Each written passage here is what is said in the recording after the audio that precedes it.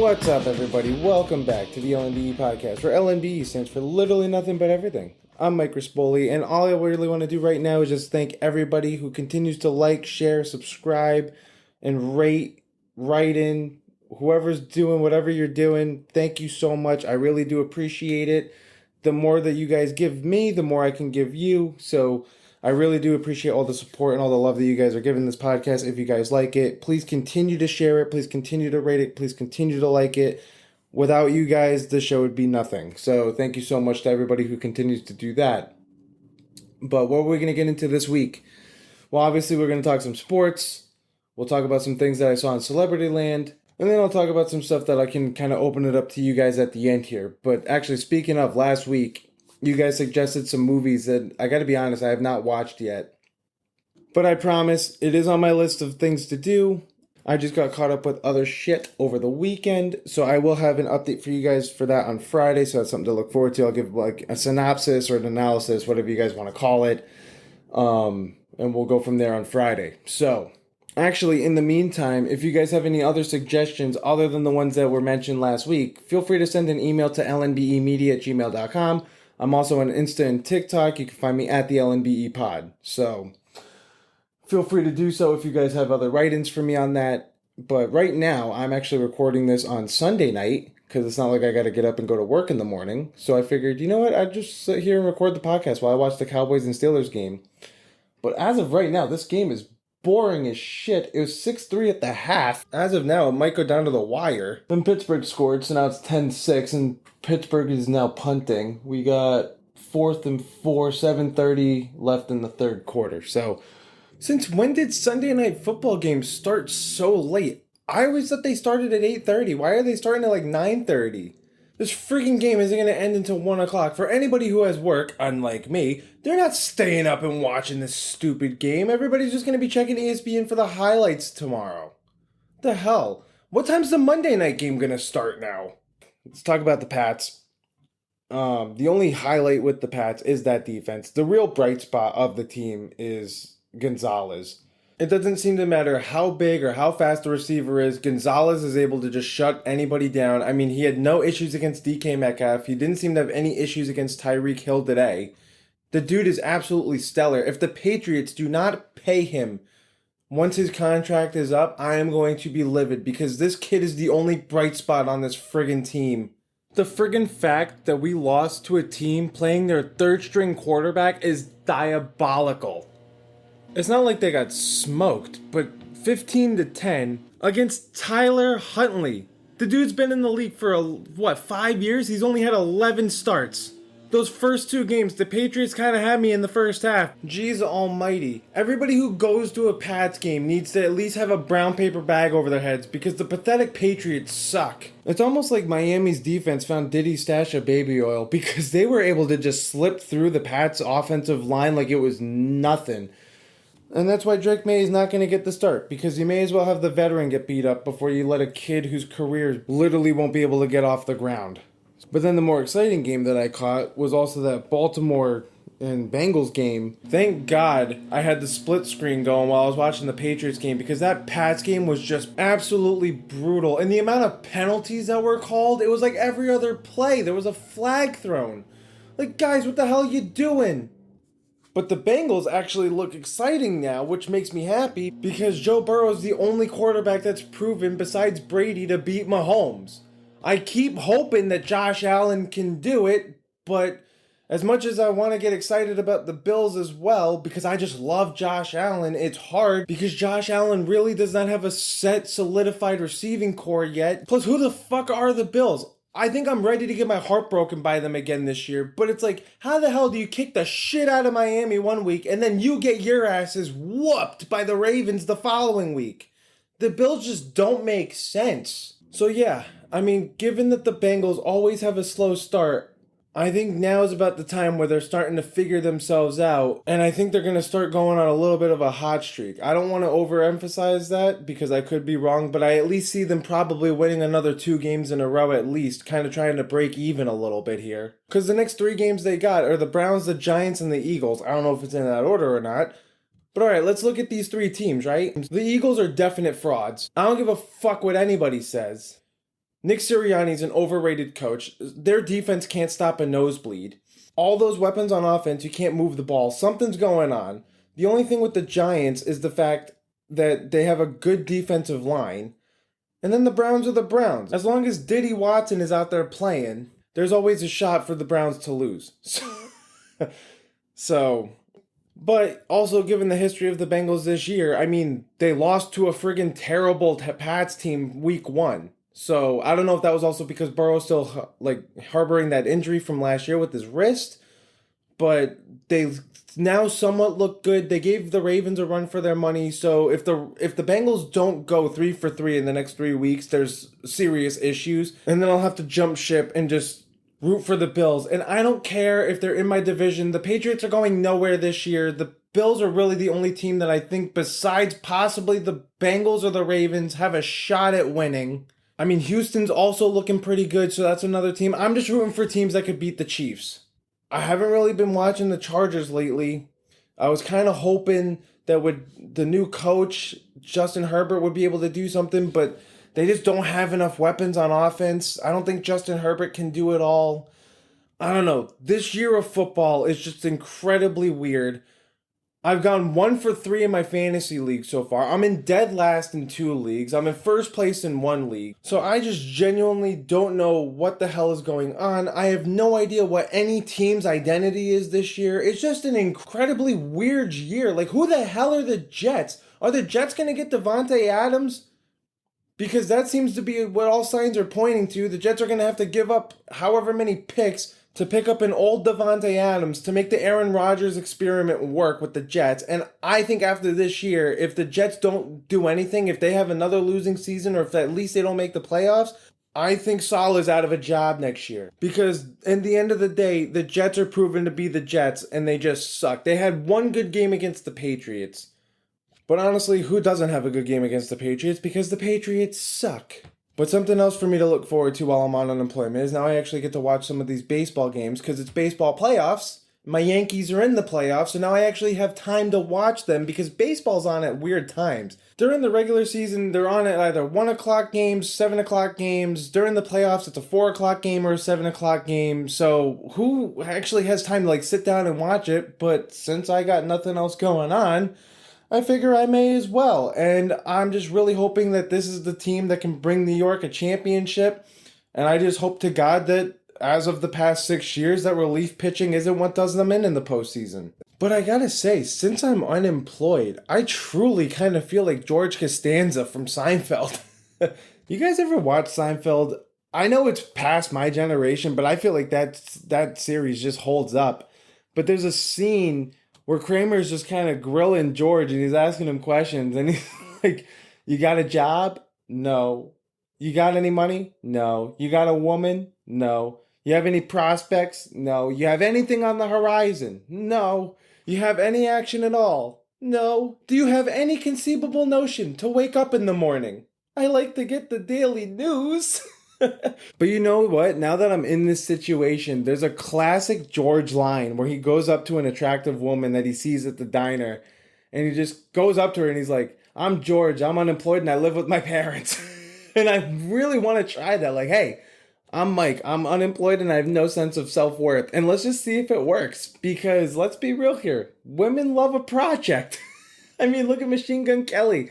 That anorexic looking albino has so many issues from what I know about the engagement with Megan Fox. I think the ring that he bought her, from what I know, would actually cut her finger if she took it off. Like, that is an unmatched level of crazy.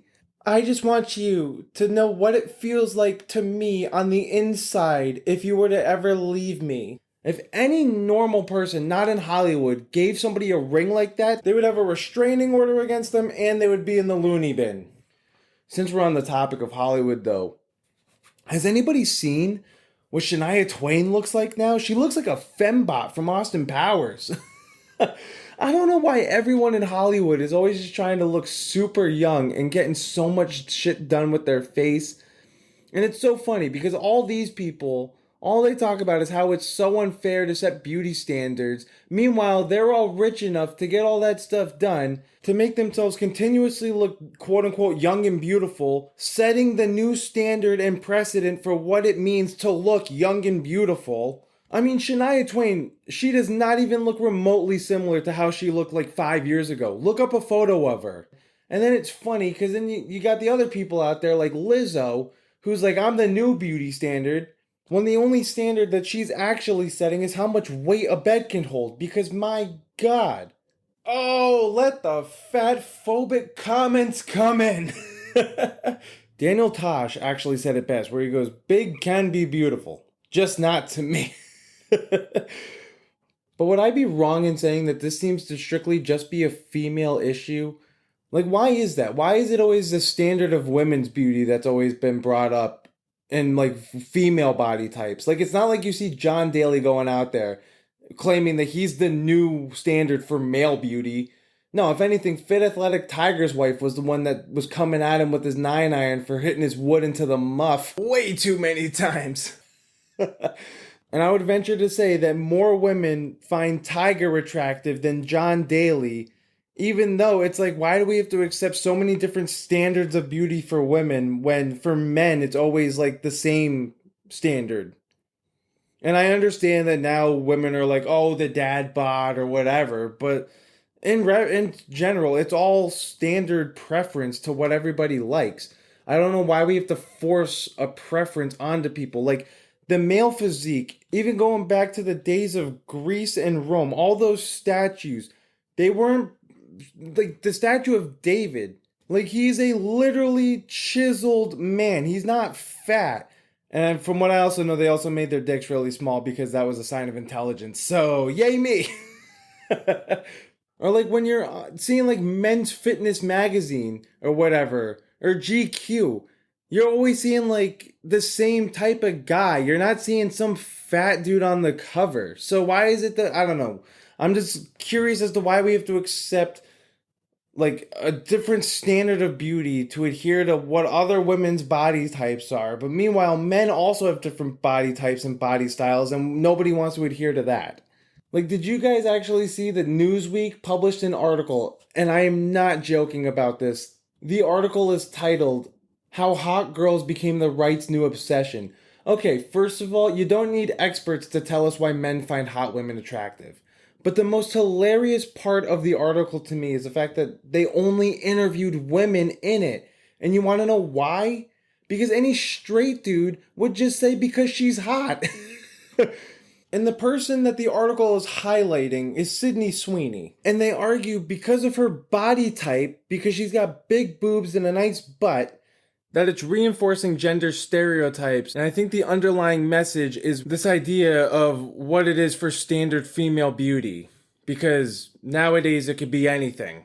And I really don't want to sound political, but why is this a political issue? Why is liking hot women a conservative thing and not a liberal thing? Is it because people who identify as liberal can't even define what an actual woman is anymore? It's like that line in Ted 2 where it's like, chicks with dicks, Johnny? There's no such things as chicks with dicks, it's just guys with tits.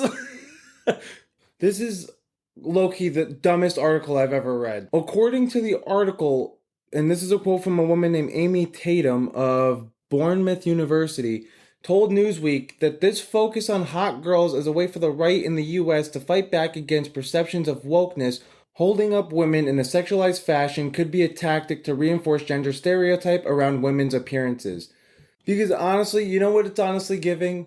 It's saying that these women are jealous that Sydney Sweeney is way more attractive than they are, and men aren't looking at them in the same way they're looking at Sydney Sweeney. That's how it reads to me. I could be totally wrong on this issue, but besides her boobs and her butt, I'll honestly say that Sydney Sweeney has a lot more features that are generally attractive. And let's be honest here, she's shaved in all the right areas, she doesn't have a dick.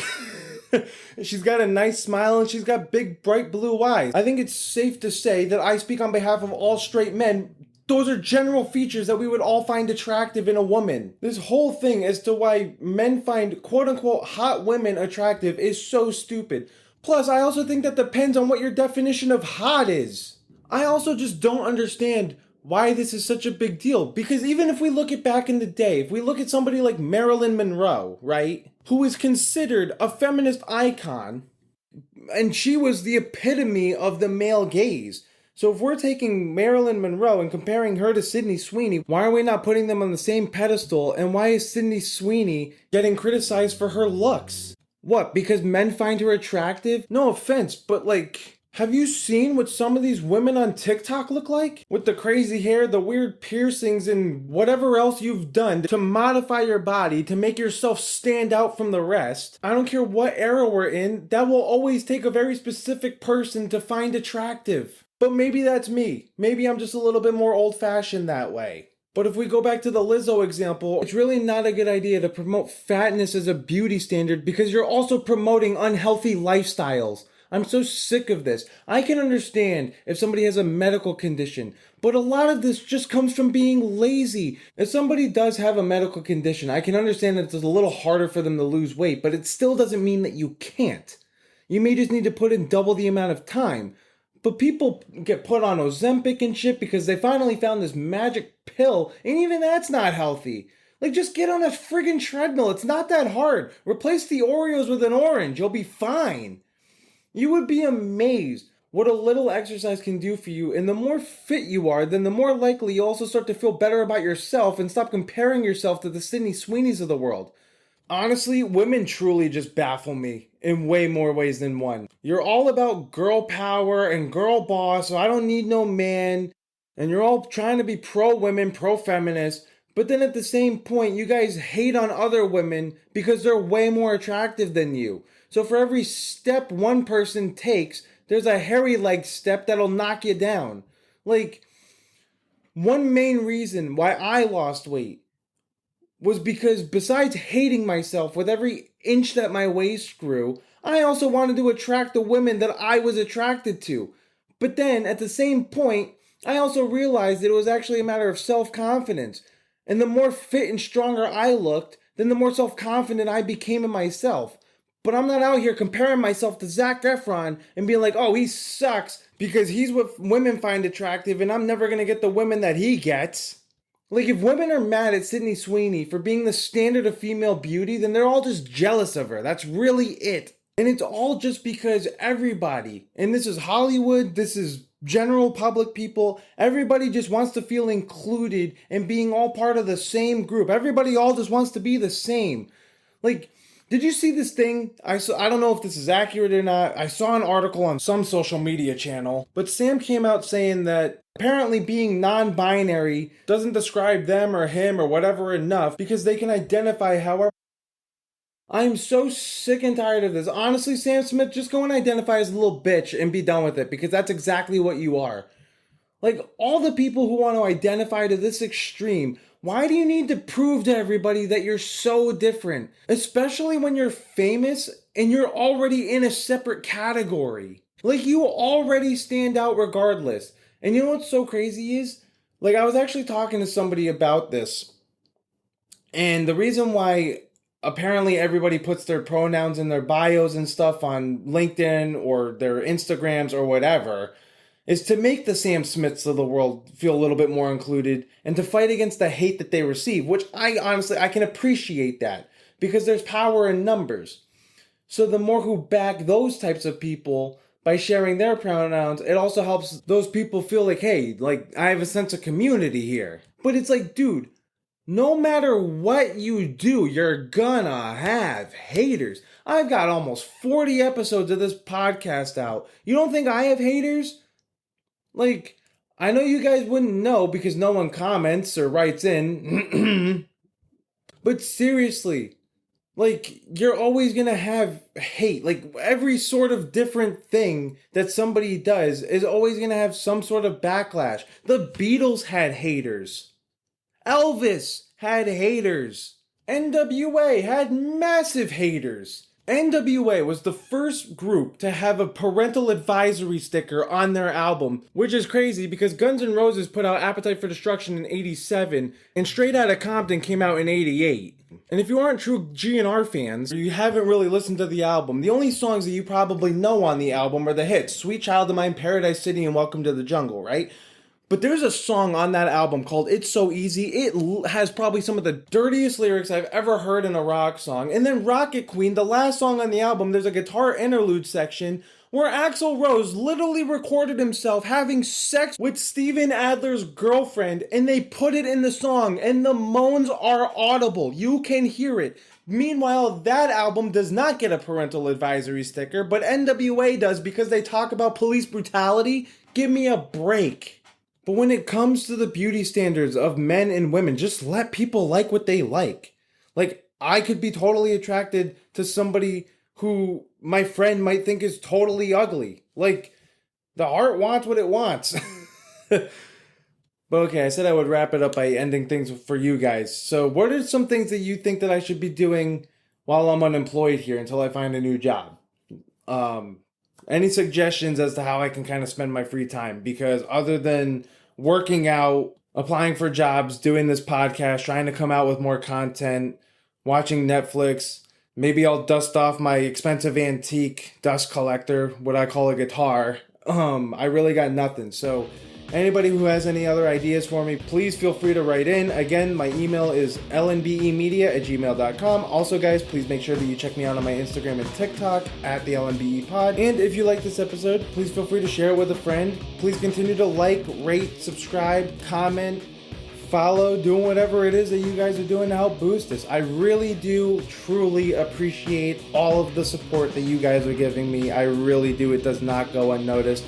I cannot say this enough. But alright, thank you so much for listening. I hope you all have a fantastic week, and I'll catch up with you on Friday.